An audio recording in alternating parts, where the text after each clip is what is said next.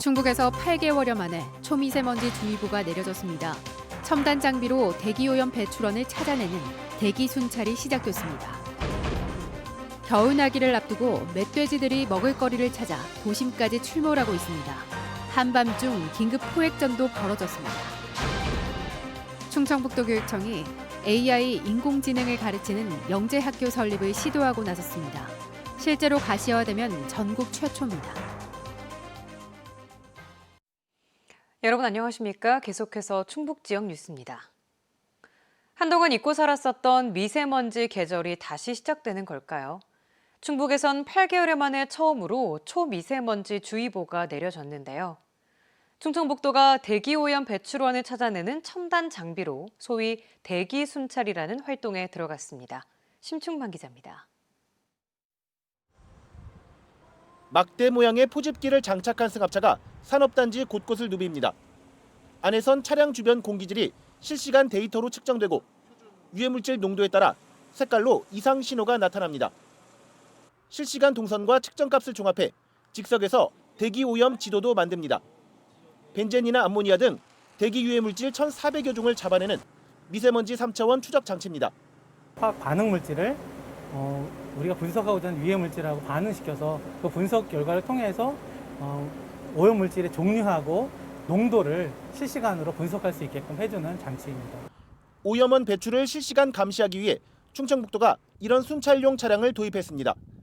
드론과 짝을 이뤄 배출이 의심되는 건물 굴뚝까지 접근해 정확한 오염원을 찾아냅니다.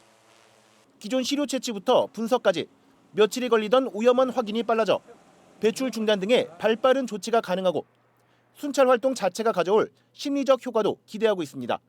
순찰차들이 돌아다니면 범죄 억제 효과가 있듯이 우리 이동 차량이 각 산단이라든지 소각장이라든지 이런 주위를 돌아다니면 어떠한 경각심을 준다든지 이런 억제 효과가. 오늘 충북 중북부에 내려졌던 초미세먼지 주의보는 지난 2월 이후 8개월 만으로 한때나마 대부분 측정 지점에서 세제곱미터당 농도가 매우 나쁨 기준치인 76 마이크로그램을 크게 웃돌기도 했습니다. MBC 뉴스 심충만입니다. 겨울나기를 앞두고 먹을거리를 찾아 나선 멧돼지들이 시간과 장소를 가리지 않고 도심에도 출몰하고 있습니다. 한밤중 긴급 포획전까지 벌어졌습니다. 이채영 기자입니다. 오피스텔과 상가가 밀집해 있는 도심. 한 빌딩 지하 주차장에 멧돼지 한 마리가 뛰어들어옵니다. 지나가던 시민들도 신기한 듯 뒤따라옵니다.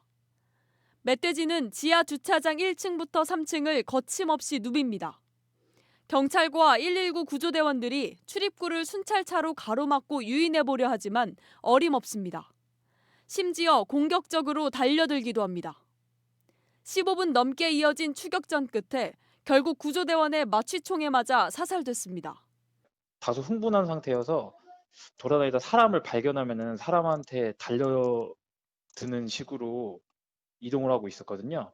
이동 동선을 짧게 좁혀가면서 포획하게 되었습니다. 한밤중 일어난 대소동에 다행히 인명피해는 없었습니다. 저도 이런 일은 처음이고 그래서 당황은 했습니다. 물론 차량들도 이미 다 퇴근 시간이라 가지고 차가 많이 없은 상태고.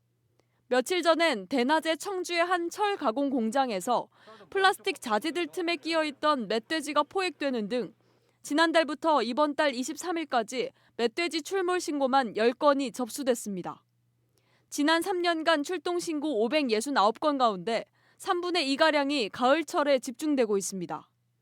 먹이 부족과 유해 포수단의 활동 등으로 도심에 내려왔다 머무르는 경우가 늘고 있습니다.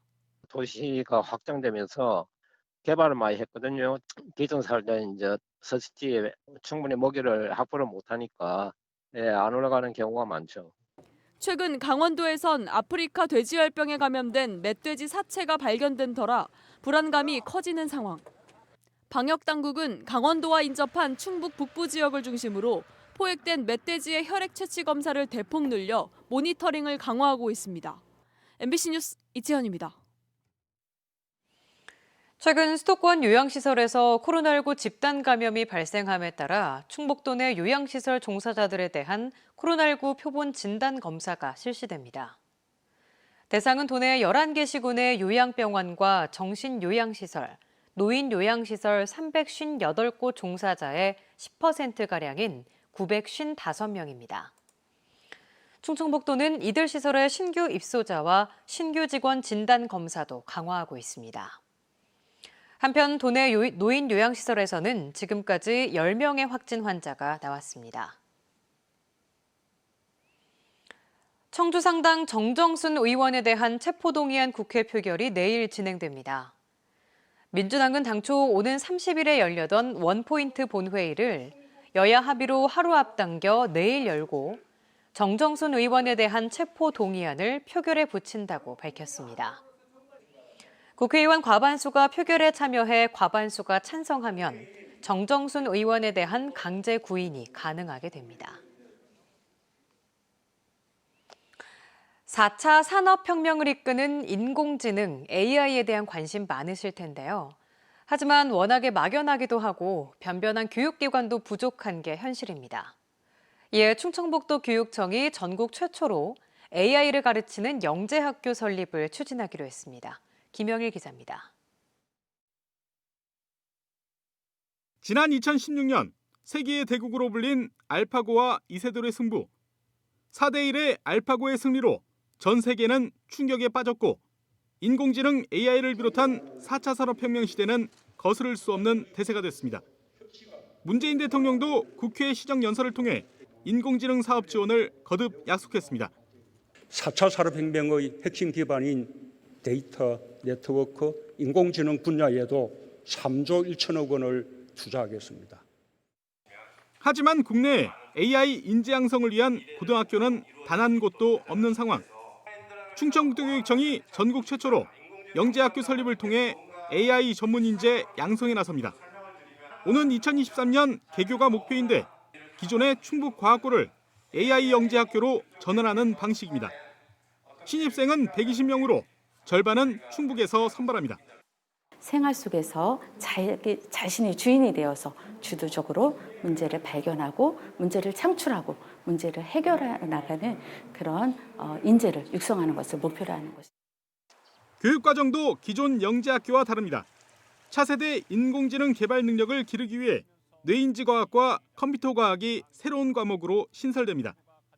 또 기존의 코딩이나 프로그램 교육을 넘어 예술과 문화 같은 다양한 인문학 수업과 순수 기초과학 수업도 받아야 합니다. 사람의 뇌를 닮은 인공지능을 만들기 위해서 필요한 넘어야 될 난제들이 있어요. 그런 것들을 푸는데 적합한 융합적인 기술, 그 자연과학부터 인문학까지 상당히 폭넓게 알아야 되거든요. 문제는 교육부를 재촉해서 아직은 일정이 불확실한 영재학교 공모를 이끌어내고 통과해야 한다는 점. 또 아직은 소극적인 충청북도를 설득해 시설과 장비 현대화 예산 수백억 원을 확보해야 한다는 점도 과제입니다. MBC 뉴스 김영일입니다. 휴양 레저타운 개발이 추진되는 충주시 살미면에 걷기 좋은 호수 둘레길이 조성됩니다. 충주시는 오는 2023년 11월까지 살미면 내사리와 신메리, 제오계리를 잇는 총 연장 10.4km의 둘레길을 만들기로 했습니다. 충주호와 인접한 살미면은 건설 중인 중부내륙선 철도 살미역과 월악산, 악어봉 등의 관광 자원을 갖추고 있습니다. 지역 경제에 도움이 되라고 자치단체들마다 지역사랑 상품권을 만들어냈는데 속칭 깡, 불법 환전이 문제가 됐었죠. 이걸 막으려고 카드형 지역화폐도 가맹점 등록을 하도록 법을 바꿨는데 현장에 잘 적용되지 않고 있다고 합니다. 이지영 기자가 취재했습니다. 음성의 한 옷가게. 지역사랑 상품권인 음성 행복페이로도 결제할 수 있습니다. 카드형으로 출시돼 가맹점 등록 없이 단말기만 있으면 결제가 돼 받는 사람도 쓰는 사람도 편합니다. 20-30% 정도 되는데 같이 오시는 분들이 10% 페이백 되는 걸 알고 또 신청해야 되겠다 그렇게 말씀하시는 분들이 계셨어요. 지역에도 도움이 되고 경제력도 줄 수 있고 하면서 페이백도 받고 일석이조의 효과도 받지 않나. 하지만 내년부터는 얘기가 달라집니다. 별도의 절차 없이 자유롭게 사용하던 기존 가맹점도 올해 안에 다시 신청해야 합니다. 너도나도 지역사랑 상품권을 도입하면서 불법 환전, 이른바 깡에 대한 우려가 나오자 관련법이 제정됐기 때문입니다. 핵심은 형태와 관계없이 지역 화폐를 취급하는 가맹점은 반드시 지자체에 등록하도록 한 것. 애초 모바일과 지폐형은 가맹점 등록을 거쳐 편하게 쓰던 카드형만 추가 등록이 필요한데 등록하지 않고 화폐를 받거나 환전하는 사업자는 최대 2천만 원 이하 과태료에 처할 수 있습니다. 기본적으로는 자치단체가 가맹점 현황을 좀 더 체계적으로 관리를 하기 위한 것인데요. 부정 사용하거나 유통하는 행위를 금지하고 이를 위반한 행위들에 대해서 처벌하는 규정들이 새로 만들어진 것입니다. 문제는 저조한 등록률입니다. 지난 7월부터 3개월 동안 유예를 둬 이달 초까지 마무리했어야 하지만 충북에서 카드형 지역 화폐를 쓰고 있는 5개 시군의 평균 등록률은 34.7%에 그쳤습니다. 지폐를 같이 쓰지 않고 카드만 발급하는 청주와 음성은 더 낮았고 등록률이 절반가량인 충주 또한 법 시행 이후 추가로 등록한 카드 가맹점 수는 220여 건에 불과합니다. 등록을 안 하시면 사용자분께서 가맹점이 어디가 있는지 또 찾아다니는 불편함이 있고 이렇기 때문에 사용자 편의나 아니면 또 이제 법에 저촉되지 않도록 지난 8월까지 전국에서 발행된 지역 화폐 가운데 60%는 카드형. 연말까지 등록을 마치도록 유도했던 행정안전부는 현장 상황에 따라 계도 기간을 늘리는 방안을 검토하고 있습니다. MBC 뉴스 이지연입니다. 고속도로에서 공사를 마치고 작업을 정리하던 노동자가 안전사고로 숨졌습니다. 오늘 새벽 5시쯤 중부내륙고속도로 하행선 충주나들목 인근 다리에서 53살 A씨가 40m 아래로 추락해 병원으로 옮겨졌지만 숨졌습니다. 경찰은 터널 조명 교체 작업을 마친 뒤 다리에 세워둔 차량을 정리하는 과정에서 발을 헛디딘 것으로 보고 안전관리 과실 여부 등을 조사하고 있습니다.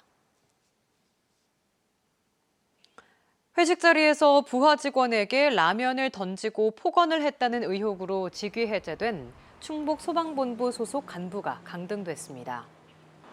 충북 소방본부는 징계위원회를 열어 해당 소방서장 계급을 소방정에서 소방령으로 한 단계 강등했습니다.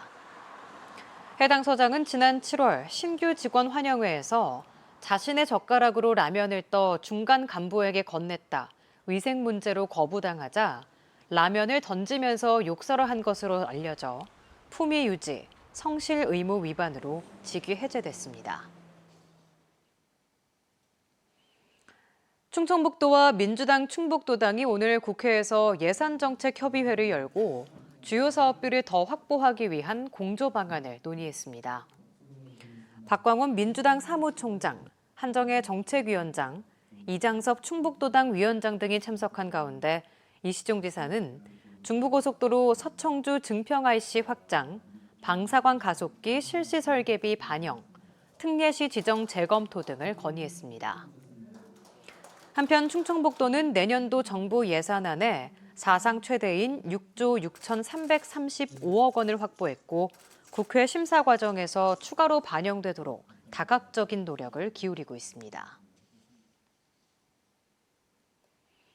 제13회 노근리 평화상 인권상 수상자로 한국기독교교회 협의회가 선정됐습니다. 충북지역 뉴스였습니다. 고맙습니다.